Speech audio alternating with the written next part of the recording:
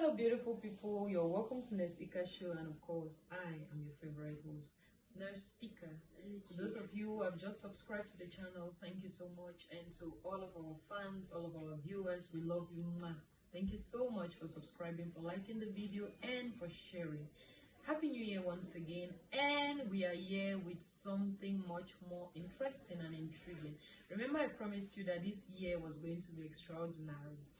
So today, ladies and gentlemen, we are going to be looking at strains and sprains.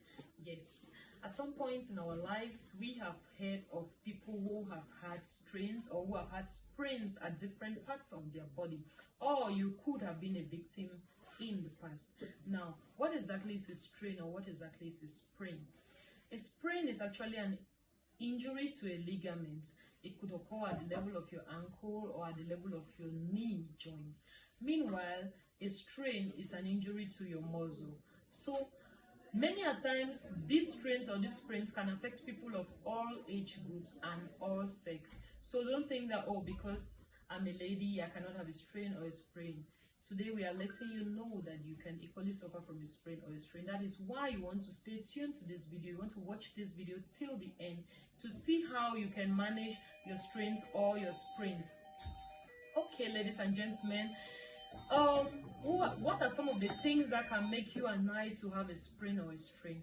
For example, it could be traumatic as well as it could be non-traumatic. So for the traumatic events, probably you're doing an exercise, you're jogging, you're running, and then you have a twist around your ankle, then you can suffer from such. Or it could just be while you're walking and then you have a twisting around your ankle, around your knee, you would have a sprain or a strain depending on which tissue is being affected. So today, people, ladies and gentlemen, today I'm going to show you how you can manage a sprain or a strain at home, at the comfort of your homes. We're going to use a simple mnemonic, which is the R.I.C.E. R.I.C.E as in R-I-C-E. That is R.I.C.E. So today I have a volunteer, a patient, we are going to assume that she has a sprain. We're going to assume that she has a sprain around her ankle, and I'm going to just show you the simple steps we are going to do. So I said that we'll follow the mnemonic R.I.C.E. R.I.C.E, R for rest. So when you have a sprain, one of the things you want to do is to rest. You want to limit movements around that particular area such that it gives time for healing.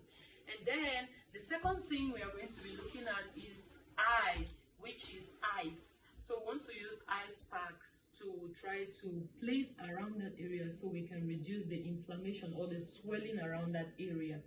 Then the third thing, which is the C, is compression. So anything, you can use an elastic bandage to help to compress this area such that swelling is reduced, healing is promoted, and then you can regain your functioning of that particular limb.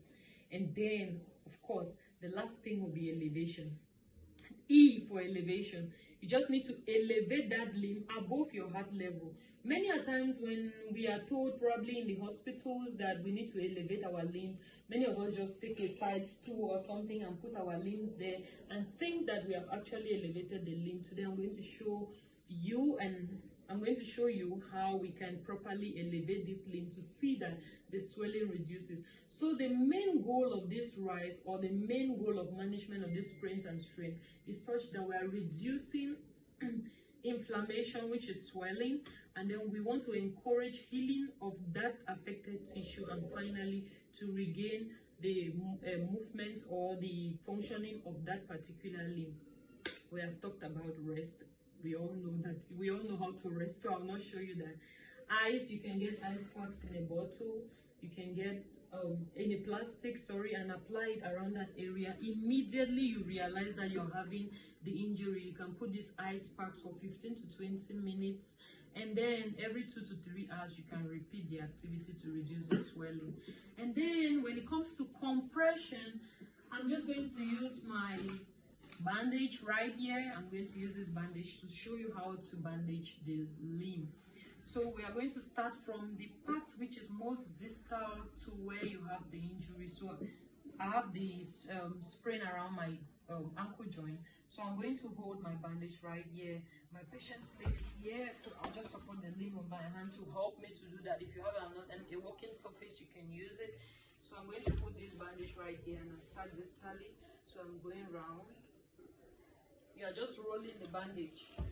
Then you also have to try to make it to be tight, but not so tight that you're limiting blood supply to that limb. So yes, you want it to be tight, but you don't want to reduce the blood supply to that limb so that you end up with another problem. Remember that I've said in some of our videos that when blood supply to any organ is reduced or any tissue is reduced, that tissue can later on die. So we don't want that. So you make it tight because you want to reduce swelling, but not too tight. So you go around and then we will use the bandaging like you're making an 8.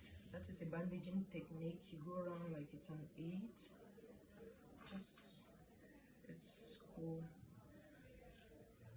You do this over the ankle joint.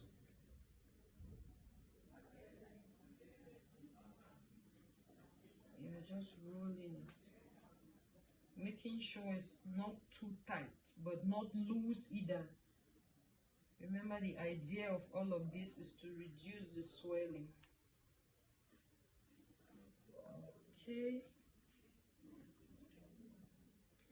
Okay, and at the end of this, I'm just going to use my plaster to hold it all together.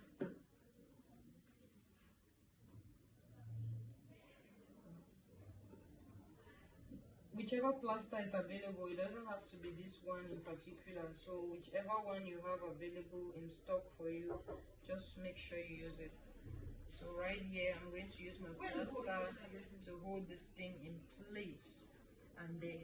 So once you've been able to bandage this limb, now the next thing you want to, this is compression. So now you want to elevate the limb. So as our patient is seated right there, or it could be your relative, it could be whatsoever. So remember that now you have to elevate it above heart level. So you look for something, if she's seated right there, she can look for another chair, which could be of this height, and then she elevates the limb. While the limb is resting, gravity helps to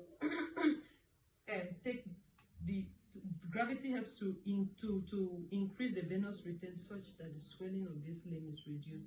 And by the end of 2-3 days, you would see that the pain and the swelling has reduced. So that being said, ladies and gentlemen, always remember to stay hydrated. Okay, so that being said, ladies and gentlemen, I hope you've learned something. You should try to practice it so that if you're faced with any challenge of such, you would be well adapted to manage the situation. Thank you so much. If you haven't yet subscribed, please do so. And for those of you who've done so, thank you so much. Don't forget to like, don't forget to share, and remember that we love hearing from you in the comment section. I remain your favorite host, the speaker. Stay tuned. Bye bye.